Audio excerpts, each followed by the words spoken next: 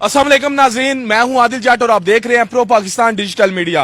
नाज़रीन, हमारे पाकिस्तान के नौजवानों की मिसाल ऐसे है जैसे कि पंजाबी में एक मुहावरा है कि जेड़ा कट्टो ओही लाल है। नाज़रीन, पाकिस्तान में टैलेंट की किसी तरह की कोई कमी नहीं है।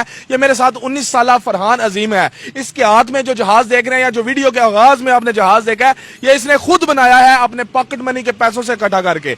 नाज़रीन, इसकी अपनी जो जाती तालीम है वो मैट्रिक है, उसके आगे इसने कुछ नहीं पढ़ा। इस काम को वो हॉबीज के तौर पर करता है, यानी अपने फारिग टाइम में वो जहाज बनाता है। सोचने की बात इतनी सारी है कि अगर हमारे हुक्मरान सियासी जंगें छोड़कर दूसरे ममालिक में जैसे नौजवानों पे तवज्जो दी जाती है, उनके शौक को उनका जरिया माश बनाया जाता है, तो वो ममालिक तरक्की करते हैं।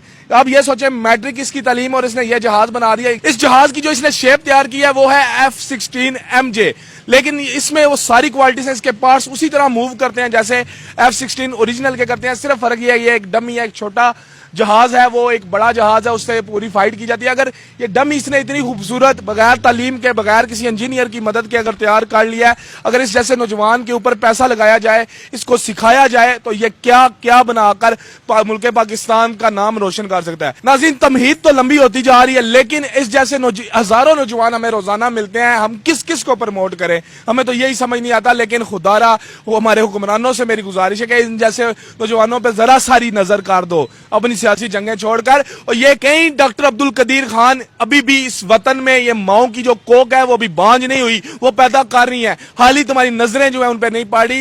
इस नौजवान से मैंने जब ऑफ द रिकॉर्ड पूछा, मैंने कहा इससे अगला जहाज तुमने तैयार क्यों नहीं किया? यार भाई, वसाइल ही नहीं है, खाना घर पूरा करूं या मैं अपने शौक पूरे करूं। आए खैर, इससे बात करते हैं और चीजें देखते हैं इसने कितना टाइम लगाया, कितनी मेहनत की, किससे सीखा, सारी बात आपको बताते हैं। अस्सलाम वालेकुम। वालेकुम सलाम।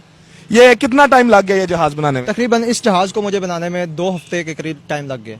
लेकिन इसके पीछे आपने ये शुरू कब से किया होगा? ये तकरीबन जब मैं 14 साल मेरी उम्र थी, ये मैंने उस वक्त से शुरू किया। यानी 5 साल हो गए जी तकरीबन।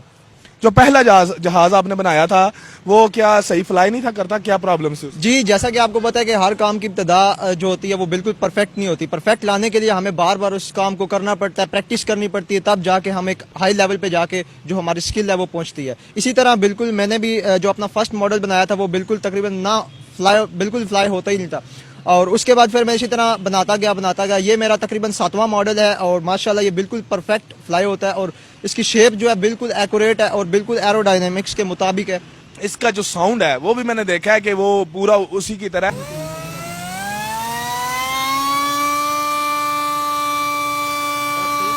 उसके लिए आपने क्या यूज किया? साउंड के लिए जो है इसका वो तकरीबन नेचुरल साउंड ही है बिल्कुल, जो इसका जो इंजन है वो प्रोड्यूस करता है। इसमें इलेक्ट्रिक मोटर लगी हुई है जो जिसको हम नॉर्मली BLDC मोटर कहते हैं, ब्रशलेस मोटर, जो कि एक ESC की हेल्प से चलती है। ये फुली इलेक्ट्रॉनिक्स से बना हुआ है और ये इलेक्ट्रिकल ऑपरेटेड सिस्टम है। ये जो इसका सामान है क्या आपको पाकिस्तान से मिल गया?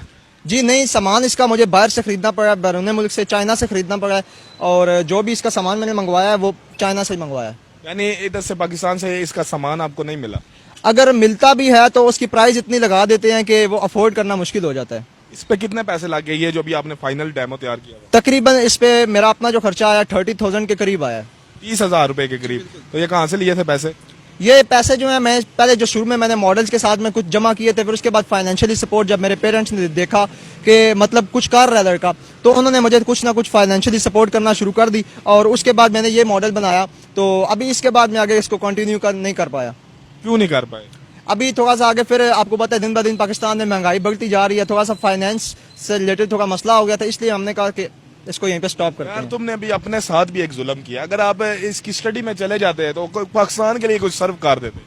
आपकी बात बिल्कुल दुरुस्त है, लेकिन आजकल एजुकेशन सिस्टम के हालात आप देख सकते हैं कि वहाँ पे ज़्यादातर जो लैब्स हैं वो बंद रहती हैं, उनमें कोई मतलब प्रैक्टिकल नाम की कोई चीज़ है ही नहीं है। ये कहाँ से बनाना सीख लिया? ये मैंने इस पे इंटरनेट पे बहुत सारी इस पे रिसर्च की थी मैंने। उसके अलावा मैं आर्टिकल्स पढ़ता था कि जो भी एरोप्लेन्स बनते हैं वो किस तरह बनते हैं, उनकी शेप किस तरह की होनी चाहिए, और इस पे मैंने काफ़ी स्टडी की है इंटरनेट पे। इस तरह का जो चीज़ है ये बनाने की पाकिस्तान में इजाज़त है?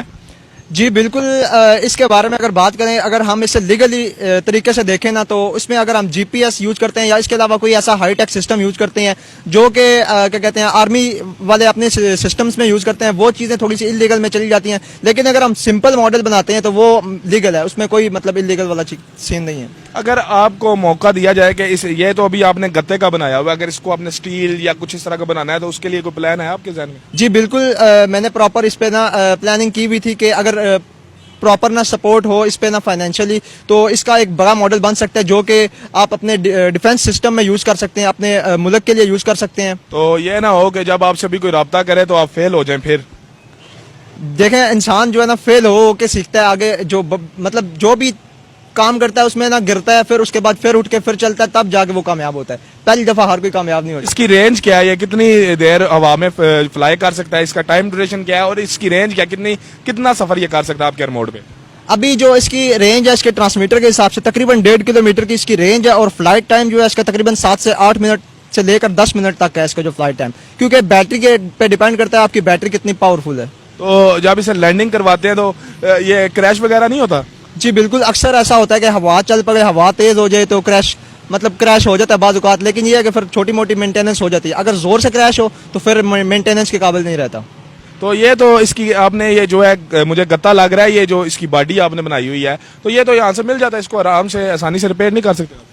लेकिन मसला ये है कि ये मिल तो जाता है, लेकिन उस चीज़ का जो भी मटेरियल मिलता है उसका वेट बहुत ज़्यादा हो जाता है। ये मटेरियल स्पेशल प्लेन्स वगैरह के लिए होता है, जो भी एयरक्राफ्ट मॉडल्स होते हैं उनके लिए होता है। हुकूमत में कोई हुक्मरान आपको नजर आते हैं जिनसे आप दरखास्त करें तो वो आपकी सुनी जा सकती है? फिलहाल तो नहीं, क्योंकि आपको पता है मुल्की हालात कैसे चल रहे हैं, तो इस बारे में फिलहाल मैं आगे कुछ नहीं कह सकता। वैसे कोई दरखास्त है? जी ज़रूर है कि अगर इंसान कोई बंदा मेहनत कर रहा है तो आपको उसको सपोर्ट करनी चाहिए ताकि वो अपनी मेहनत को प्रॉपर तरीके से कर सके। जी हाँ नाजरीन, खैर ये तो इस बच्चे की मेहनत है, जिसने भी मेहनत की होती है उसका दिल तो यही होता है कि उसे उसका सिला मिल जाए, लेकिन खैर पाकिस्तान में भी ये बातें बहुत दूर हैं। अल्लाह करे मेरे मुल्क के हालात बेहतर हों, इस तरह के सितारे आगे आएँ, इस तरह के नगीने आगे आएँ और हमारे मुल्क का नाम रोशन कर सके। बैरून ममालिक में ऐसे होता है कि जब इस तरह का कोई बच्चा उन्हें मिलता है ना तो उसके ऊपर वो फोकस कर लेते हैं और उसमें से जो चीजें होती हैं, जो अताई होती हैं, उसको मैट्रिक के बच्चा जहाज बना ले और उसको ऐसे फ्लाई कराए हवा में। वीडियोस आपने स्क्रीन पे देखी हैं, ये बड़ी नामुमकिन सी बात नजर आती है। तो इस तरह के लोगों को दूसरे ममालिक वाले पॉलिश करते हैं, अपने इस्तेमाल में लाते हैं और उससे मुल्क की तरक्की और मुल्क का नाम रोशन करने की कोशिश करते हैं। खैर अल्लाह करे हमारा मुल्क भी ऐसे ही हो, हमारे मुल्क में भी ऐसे बेटे पैदा तो हो रहे हैं, जाया ना हो। दुआ में याद रखिएगा, किसी और बेटे के साथ किसी दिन फिर हाजिर होऊंगा। अल्लाह हाफिज।